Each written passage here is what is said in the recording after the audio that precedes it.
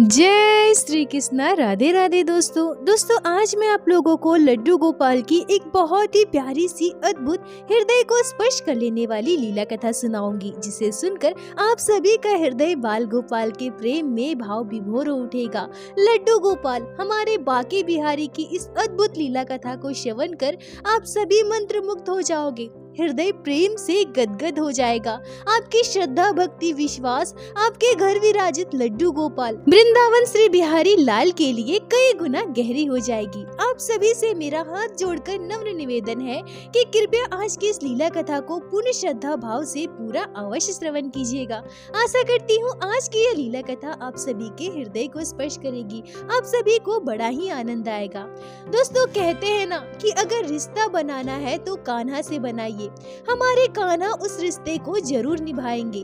तुम बस अपनी एक उंगली आगे करो, कान्हा तुम्हारा हाथ थाम लेंगे। अगर हृदय का प्रेम बढ़ाना है, भगवान के करीब जाना है, भगवान श्री कृष्ण से अपने प्रेम लगाव और समर्पण को व्यक्त करना है तो लड्डू गोपाल की सेवा कीजिए। भगवान श्री कृष्ण के बाल स्वरूप लड्डू गोपाल को अपने घर विराजित कीजिए, उनसे लाड लड़ाइए, उनसे रिश्ता बनाइए। अपने बाल गोपाल से इतना प्रेम कीजिए, उनसे इतना लाड लड़ाइए, उन पर इतनी प्रीति लुटाइए कि जितनी तड़प और जितनी चाह आपके हृदय में आपके ठाकुर जी के लिए है, उससे कई ज्यादा तड़प कई ज्यादा प्रेम भगवान श्री कृष्ण को आपके लिए हो। एक बात सर्वदा याद रखिए दोस्तों, जब आप कोई रिश्ता अपने लड्डू गोपाल से बना लेते हैं और उस रिश्ते से अपने कान्हा पर हक जताते हैं, उनसे प्रेम करते हैं, तो हमारे भगवान श्री कृष्ण लड्डू गोपाल उस रिश्ते को जरूर निभाते हैं। आप बस अपने कान्हा से प्रेम कीजिए, फिर वो सब कुछ संभाल लेंगे। विश्वास के साथ समर्पण करके देखिए, फिर देखना आपका जीवन कैसे बदलता है। दोस्तों एक भक्त परिवार था जिनको भगवान श्री कृष्ण पर अटूट विश्वास था।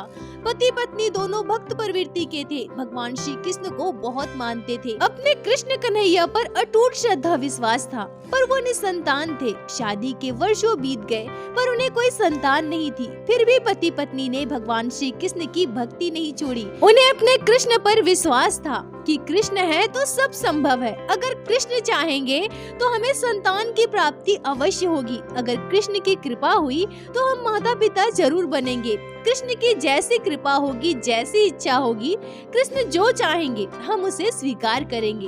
अगर हमारी किस्मत में संतान सुख नहीं है तो कोई बात नहीं, भगवान श्री कृष्ण है ना। जब कृष्ण हमारे साथ है, कृष्ण हमारे अपने हैं, तो हम फिर किसी चीज की चिंता क्यों करें। कृष्ण हमारी चिंता करेंगे ना।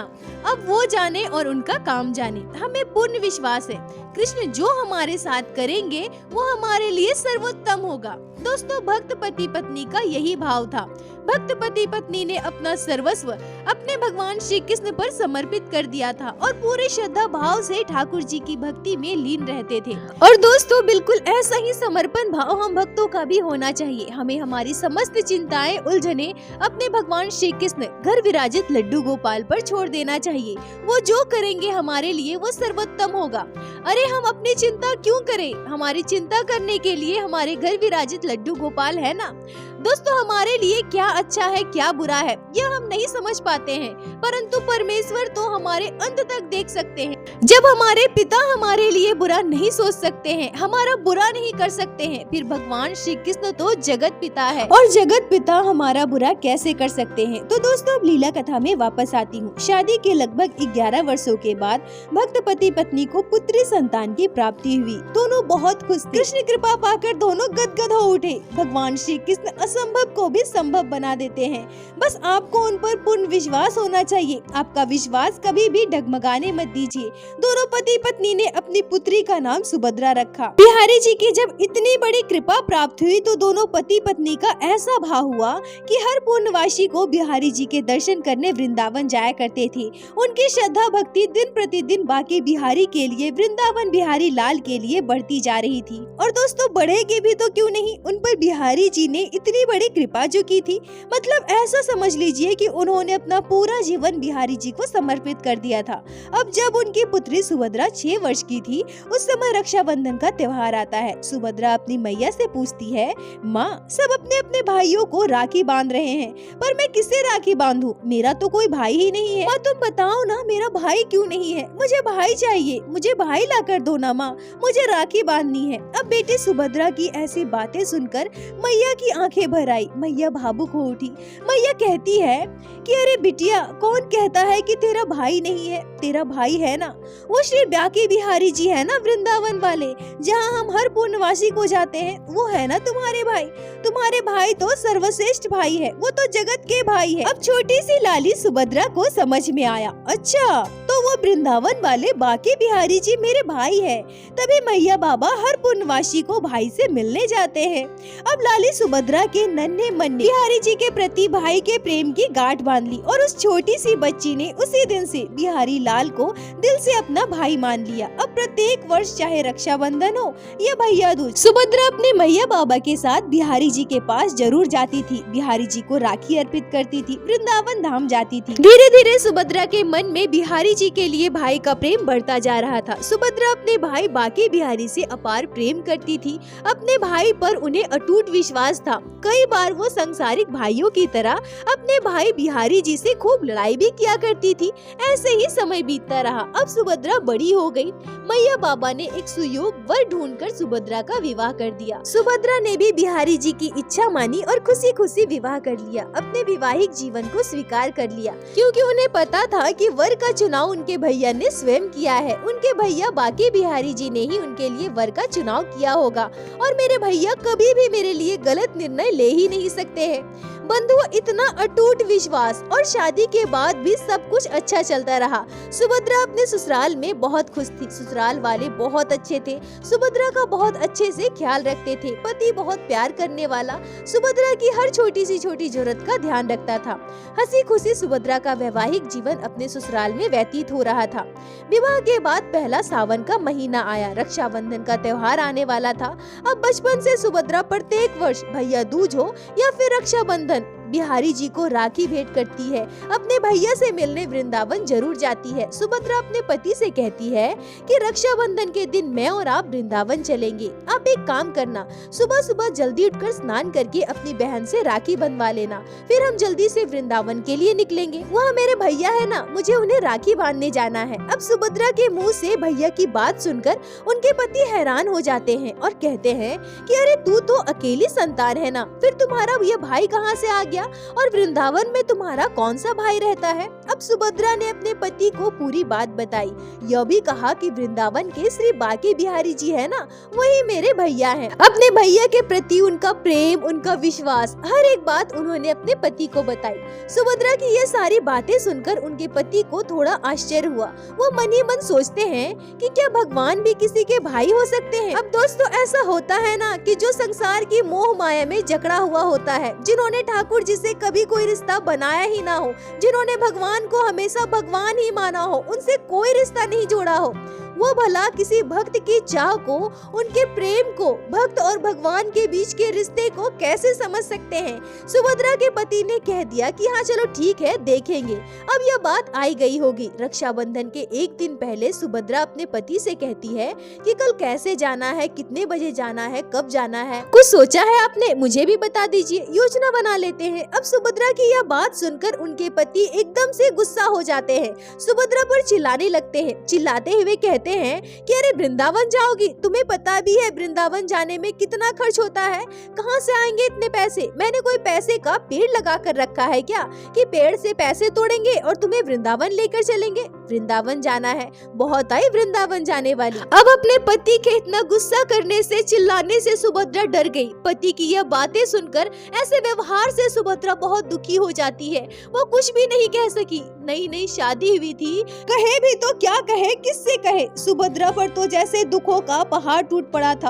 अंदर ही अंदर घुटने लगी थी, बहुत ज्यादा दुखी हो गई थी। अपने भैया बिहारी जी को याद कर खूब रोई। रात भर बिहारी जी को याद करती रही, बिहारी जी से प्रार्थना करती रही, हे बिहारी जी कुछ इंतजाम कर दो, हे बिहारी जी मेरे भैया आप तो कुछ इंतजाम कर दो ना।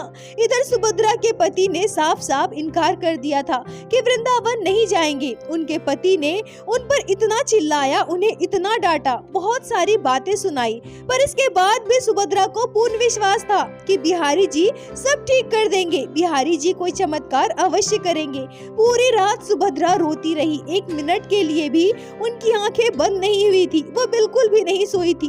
रात भर बिहारी जी अपने भैया से प्रार्थना करती रही, उन्हें याद करती रही। रात बीत गई, सुबह हो गई। रक्षाबंधन का त्योहार, परिवार में सभी बहुत खुश थे।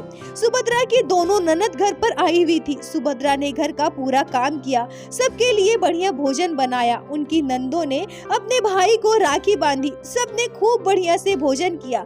खुशी खुशी सबने त्योहार मनाया, पूरा परिवार खुश था। बस एक सुभद्रा दुखी थी। सुभद्रा बहुत उदास थी। भरी दोपहरी हो गई, खाना पीना खाकर सभी कमरे में आराम करने सोने चले गए, पर सुभद्रा ने अब तक कुछ नहीं खाया था। अरे खाना तो दूर, उन्होंने तो जल तक ग्रहण नहीं किया था, क्योंकि यह तो उनका नियम था ना। प्रत्येक वर्ष वो बांके बिहारी जी को राखी भेंट करने के बाद ही कुछ खाती पीती थी, भोजन ग्रहण करती थी। सुबह से दोपहर हो गया था, अब बिहारी जी से मिलने की कोई उम्मीद न थी। फिर भी अब भी सुभद्रा अपने भाई बांके बिहारी को याद कर रही थी, और अब तो सुभद्रा अपने भैया से लड़ने लगी और बिहारी जी से कहने लगी कि क्या चाहते हो, तुम मुझसे राखी नहीं बंधवाना चाहते क्या? तो मुझे अपनी बहन नहीं मानते, मुझसे प्यार नहीं करते। अरे क्या मैं ही तड़प रही हूँ तुम्हारे लिए? तुम बिल्कुल भी नहीं तड़पते मेरे लिए, तुम मुझे जरा भी अपना नहीं मानते। सुभद्रा दुखी मन से बिहारी जी को याद कर रही थी, उनसे लड़ रही थी, झगड़ रही थी, उन्हें याद कर रोए जा रही थी।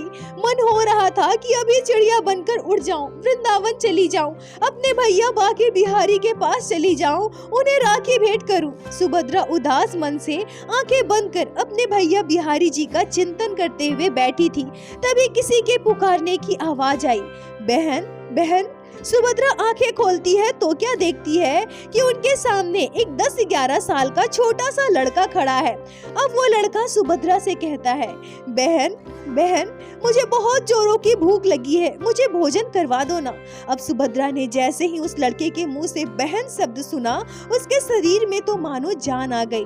आंखें जो अब तक बिहारी जी के लिए रो रही थी, आंसू अपने आप रुक गए, चेहरे पर एक मुस्कान आ गई। सुभद्रा का ध्यान उस बालक की ओर जाता है। सावला सलोना, बहुत ही सुंदर चितवन, बाकी अदाएं, पोशाक बिल्कुल सादी पहनी हुई थी, परंतु उसकी आवाज जादुई थी, कानों में मिश्री घोल रही थी। सुभद्रा उस लड़के को निहारे जा रही थी। तभी वो लड़का फिर से कहता है, बहन कुछ खाने को दे दो ना, मुझे बहुत तेज भूख लगी है। अब सुभद्रा उस लड़के से कहती है कि तुमने मुझे बहन कहा है, अब तो पहले मैं तुम्हें राखी बांधूंगी, फिर भोजन कराऊंगी। मैंने भी सुबह से कुछ नहीं खाया है, क्योंकि मैं अपने भाई बांके बिहारी को राखी बांधकर ही कुछ खाती हूँ। तुम यहाँ बैठो, मैं अभी आती हूँ। सुभद्रा ने उस लड़के को एक आसन पर बिठा दिया और दौड़ते हुए अंदर की ओर भागी। सुभद्रा मन ही मन सोचती है कि ये बिहारी जी की ही लीला है, बिहारी जी का ही चमत्कार है, उन्होंने ही इस लड़के को भेजा होगा, तभी तो वो लड़का मुझे बहन कहकर पुकारा। अब सुभद्रा मन ही मन बिहारी जी को याद करते हुए बिहारी जी का नाम लेकर उस लड़के की कलाई पर राखी बांध देती है। सुभद्रा ने अपने भैया बांके बिहारी जी के लिए मोहन भोग बनाया था, पर अब तो वो बिहारी जी के दर्शन करने नहीं जा पाई, वृंदावन नहीं जा पाई।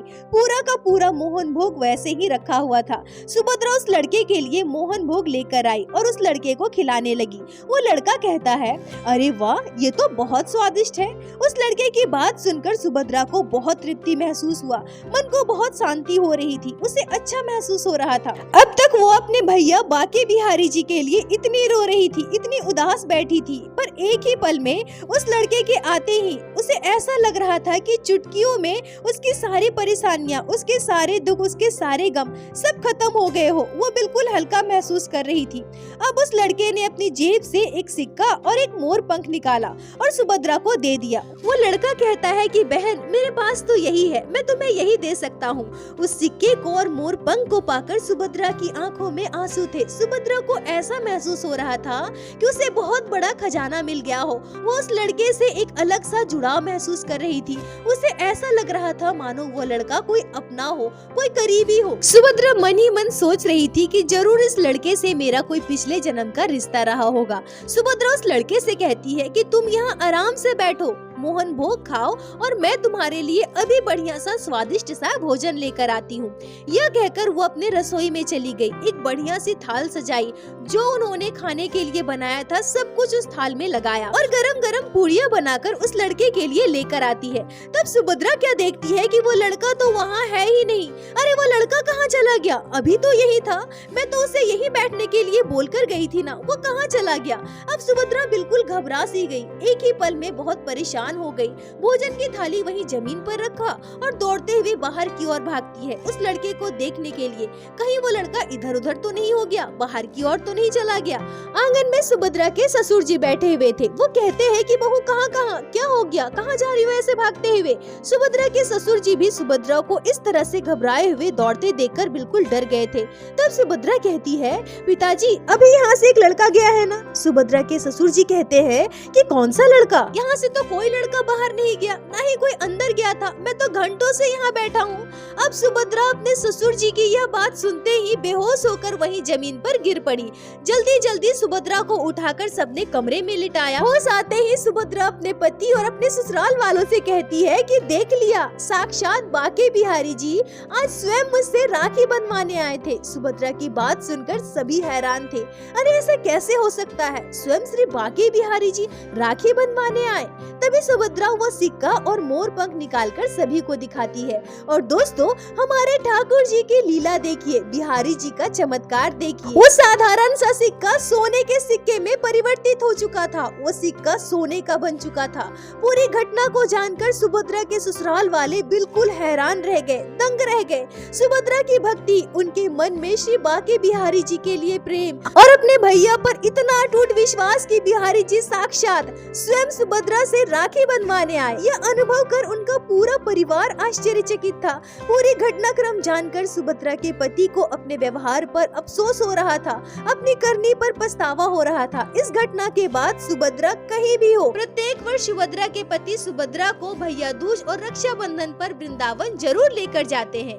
अब दोस्तों जरा सोचिए कि इस घटना के बाद जब सुभद्रा पहली बार अपने भैया बाके बिहारी जी के दर्शन की होगी, बिहारी जी के पास गई होगी, तो उनके भाव क्या रहे होंगे, उनकी दशा कैसी होगी, सोचकर भी शरीर के रोंगटे खड़े हो जाते हैं। दोस्तों विश्वास करना है तो अपने ठाकुर जी पर ऐसा कीजिए कि आपके ठाकुर भी विवश हो जाए। आपकी उस इच्छा को पूर्ण करने के लिए भक्ति करनी हो तो ऐसा कीजिए कि कन्हैया खुद को रोक ना पाए। आपकी इच्छाओं को पूर्ण करने से प्रेम करना है तो इतना प्रेम कीजिए अपने ठाकुर से कि आपसे ज्यादा आपके ठाकुर आपसे प्रेम करने लगे। अगर रोना है किसी के लिए तो अपने ठाकुर के लिए रोइए, क्योंकि संसार आपके आंसुओं पर हंसेगा, उपहास उड़ाएगा, साथ तभी तक देगा जब तक उनका कोई खुद का स्वार्थ हो। समय पर तो परछाई भी साथ छोड़ देती है, परंतु आपके घर विराजित लड्डू गोपाल भगवान श्री कृष्ण हमारे बाके बिहारी भक्तों की आंखों के आंसू कभी व्यर्थ नहीं जाने देते।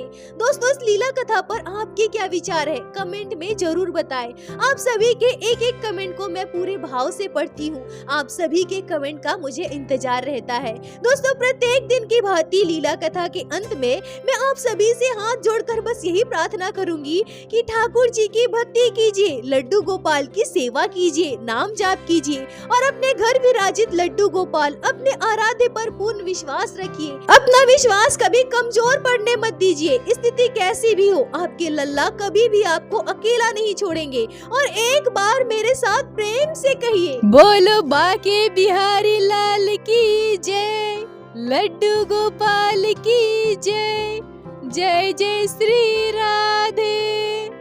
दोस्तों यदि आप लोगों को आज की यह लीला कथा अच्छी लगी हो, आपके हृदय को स्पर्श की हो, तो कृपया वीडियो को लाइक करके अपने दोस्तों के साथ शेयर अवश्य करें, जिससे बाकी भक्त भी लड्डू गोपाल की इस अद्भुत लीला कथा को श्रवण कर सके। और हमारे चैनल को सब्सक्राइब करें, जिससे प्रतिदिन आप लोग हमारे चैनल पे श्री बाके बिहारी श्री लड्डू गोपाल की लीला कथा सुन सके।